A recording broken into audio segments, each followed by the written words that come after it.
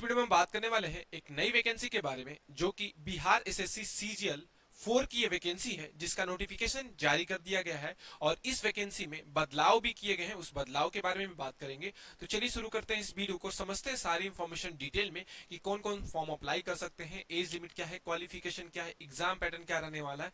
तो डिटेल में इस वीडियो में हम बात करेंगे इस वैकेंसी के बारे में। और जो भी इस चैनल को अभी नहीं सब्सक्राइब किया, चैनल को सब्सक्राइब कर ले, बेल आइकन को दबा दे, ऐसे ही जॉब नोटिफिकेशन और गवर्नमेंट वैकेंसी के लिए बात करें। तो सबसे पहले मैं ये नोटिफिकेशन यहाँ पे खोल दिया हूँ जो कि लिखा गया है यहाँ पे बिहार कर्मचारी चयन आयोग, इसी को बोलते हैं आप बीपी बीएसएससी बोलते हैं। ओके, बीएसएससी बोलते हैं। अगर बात करूं यहाँ पे तो स्नातक स्तरीय पदों पर नियुक्तियां, तो यहाँ पे क्लियर है कि आपके पास ग्रेजुएशन की डिग्री होनी चाहिए, मतलब आप ग्रेजुएट होने चाहिए तभी इस वैकेंसी के लिए एलिजिबल हैं। तो ये ग्रेजुएशन लेवल की और बिहार एसएससी की जो ये वैकेंसी होती है ये ग्रेजुएशन लेवल पे ही कंडक्ट कराई जाती है। इसको बोला गया है सीजीएल सीजीएल 4 की ये वैकेंसी है। तो यहाँ पे साफ साफ लिखा है कि ऑनलाइन रजिस्ट्रेशन 8/8/2025 से 17/9/2025 से तक अप्लाई होंगे। कहने का मतलब कि इसके ऑनलाइन जो आवेदन है वो अगले महीने की 17 सितंबर 2025 तक इसके ऑनलाइन आवेदन आप स्टार्ट कर सकते हैं। देखिए यहाँ पे इसकी ऑफिशियल वेबसाइट दी है और मैं डिस्क्रिप्शन में भी इसकी ऑफिशियल वेबसाइट दे दूंगा, तो वहां से भी देख सकते हैं। बात करें यहाँ पे कि कौन कौन से पद इसमें जारी किए गए हैं और क्या क्या यहाँ पे मान्यताएं, क्या क्या एजुकेशन क्वालिफिकेशन है। सहायक प्रशाखा पदाधिकारी, देखिए वेतन इसकी जो है वो लेवल 7 और लेवल 6 की है, वो बात करूंगा। किसी भी मान्यता प्राप्त विश्वविद्यालय से आपकी ग्रेजुएशन होनी चाहिए, तो इस वैकेंसी के लिए, इस पोस्ट के लिए एलिजिबल है। उसी तरीके से किसी भी विद्यालय से अगर आप योजना सहायक के पद के लिए अप्लाई करते हैं तो ग्रेजुएशन आपकी होनी जरूरी है, कोई भी तकनीकी ज्ञान नहीं मांगा गया। कनीय संख्यक सहायक की पद के लिए भी मान्यता प्राप्त विश्वविद्यालय से गणित अथवा अर्थशास्त्र अथवा वाणिज्य अथवा संख्या के विषय में स्नातक परीक्षा उत्तीर्ण, मतलब यहाँ पे गणित अथवा अर्थशास्त्र, इकोनॉमी और मैथ आपका सब्जेक्ट होना चाहिए, तो इस वैकेंसी के लिए अप्लाई कर सकते हैं। उसी तरीके से data entry operator grade C की ये जो वैकेंसी है लेवल 6 की, किसी भी मान्यता प्राप्त विश्वविद्यालय से आपका ग्रेजुएशन होना चाहिए, ठीक है। और उसमें जो रहना चाहिए बीसीए या बीएससी आईटी सेक्टर से होना चाहिए। तो यहाँ पे ये रिक्वायरमेंट है। ऊपर की जो तीनों वैकेंसियां थी, ऊपर की जो दोनों वैकेंसियां थी वो ग्रेजुएशन केवल ग्रेजुएशन पे थी। नीचे वाली जैसे लिखा है कि कंप्यूटर साइंस इंजीनियरिंग से या कंप्यूटर साइंस इंजीनियरिंग से, ये बीटेक से, ये वाली पोस्ट के लिए आपका क्वालिफिकेशन होना चाहिए। उसी तरीके से ये लिखा है यहाँ पे वित्त विभाग की वैकेंसी है, इन दोनों के लिए भी लेवल 5 की वैकेंसी है, तो इन दोनों के लिए भी आपके पास ग्रेजुएशन की डिग्री मांगी गई है।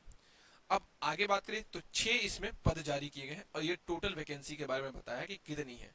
तो टोटल आपकी वैकेंसी आप सभी जानते हैं कि 14 से 81 टोटल वैकेंसी जारी की गई है। 14 से 81 टोटल वैकेंसी जारी की गई है और ये ऑल इंडिया के कैंडिडेट, बिहार के अलावा और भी स्टेट के कैंडिडेट इस वैकेंसी को अप्लाई कर सकते हैं। बस वो जनरल में काउंट होंगे, ये आप याद रखिएगा, ठीक है। अब क्या क्या चीजें यहाँ पे रिक्वायर्ड होंगी इस फॉर्म को फिल करने के लिए, कैसे फिल करेंगे। तो सबसे पहले उम्र सीमा की बात कर लेते हैं कि कौन कौन इस फॉर्म को अप्लाई करेगा।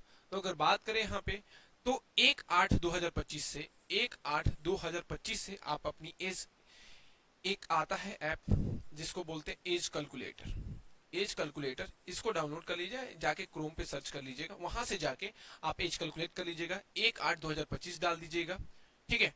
और इसके अकॉर्डिंग अपनी जो डेट ऑफ बर्थ है चेक करिएगा। अगर आपकी डेट ऑफ बर्थ 21 वर्ष से ज्यादा और 37 वर्ष से कम होगी तो इस वैकेंसी के लिए एलिजिबल है जो भी जनरल कैंडिडेट है। अनारक्षित पुरुष व्यक्तियों के लिए बोल रहा हूँ, 21 से 37 साल एज लिमिट होनी चाहिए। अदर स्टेट के कैंडिडेट जनरल में ही काउंट होंगे। पिछड़ा वर्ग और अत्यधिक पिछड़ा वर्ग, महिला और पुरुष दोनों के लिए एज लिमिट 21 से कितना रहेगा, 40 साल रहेगा। उसी तरीके से महिलाओं के लिए जो जनरल की है 21 से 40 साल एज लिमिट, जो कि एसटी और एससी पुरुष और महिलाओं के लिए 21 से 42 साल एज लिमिट होनी चाहिए। तो ये याद होनी चाहिए। ये सारी चीजें यहाँ पे रिक्वायर्ड है इस एज लिमिट में। अगर बात करें क्वालिफिकेशन की बात करूं तो ऑलरेडी बता चुका हूं कि ग्रेजुएशन आपका होना जरूरी है। दो ऐसे डिपार्टमेंट हैं, दो ऐसी पोस्ट है जिसमें बीटेक या बीएससी आपकी आईटी से कंप्लीट होनी चाहिए, और एक ऐसा होना चाहिए जिसमें आप ग्रेजुएट तो होने चाहिए, उसमें आपके पास मैथ और इकोनॉमिक्स एज अ सब्जेक्ट होने चाहिए। तो ये सारी चीजें, तो जो बीएससी वाले हैं, जो बीए किए हैं या बीकॉम किए हैं या बीटेक किए हैं, वो भी इस वैकेंसी को फिल कर सकते हैं, वो भी इसके लिए एलिजिबल है। तो ये सारी चीजें हैं। देखिए डॉक्यूमेंट से रिलेटेड एक मैं अलग से वीडियो बना दूंगा, क्योंकि इंपॉर्टेंट है कुछ डॉक्यूमेंट जो जो चाहिए यहाँ पे उससे रिलेटेड। देखिए ऑनलाइन आवेदन को लेके बोला गया है कि परीक्षा की प्रकृति। देखिए यहाँ पे परीक्षा जो जो होंगे आपके, वैसे तो अगर 40,000 से कम यहाँ पे फॉर्म फिल हुए तो एक ही परीक्षा होगी, लेकिन 40,000 से ज्यादा अगर फॉर्म फिल हुए तो आपकी दो परीक्षाएं होंगी। ठीक है, प्रारंभिक परीक्षा प्रकृति होगी। प्रारंभिक परीक्षा के माध्यम से कोटिवार उपलब्ध रिक्तियों को 5 गुना संख्या के बराबर अभ्यर्थियों को चयन मुख्य परीक्षा के लिए बुलाया जाएगा। कहने का मतलब कि जो आपका प्री होगा उसमें जितने बच्चे हो सके अप्लाई कर लें, लेकिन जितनी आपकी वैकेंसी है, जैसे 14 से 81 वैकेंसी है, तो इससे 5 गुना बच्चों को ही यहाँ पे बुलाया जाएगा। किसके लिए? मेंस के एग्जाम के लिए। ठीक है, परीक्षा में क्या क्या चीजें पूछी जाएंगी, पेपर में क्या क्या चीजें होंगी रिक्वायर्ड, तो देखिए पेपर में सामान्य अध्ययन से क्वेश्चन आएंगे, सामान्य अध्ययन से। ठीक है, सामान्य विज्ञान और गणित से क्वेश्चन आएंगे। फिर मानसिक क्षमता की जांच, जिसको मेंटल एबिलिटी रीजनिंग या लॉजिकल रीजनिंग बोलते हैं। तो ये 3 सब्जेक्ट हैं जिससे आपके क्वेश्चन पूछे जाएंगे इस पेपर में।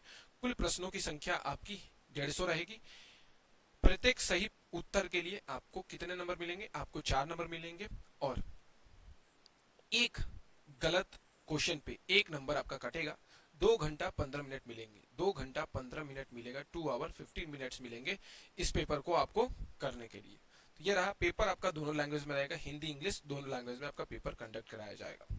बात करें तो बदलाव क्या किया गया था, तो बदलाव यही किया गया था, ये इसका सब जो है सिलेबस है यहाँ पे देख लीजिएगा।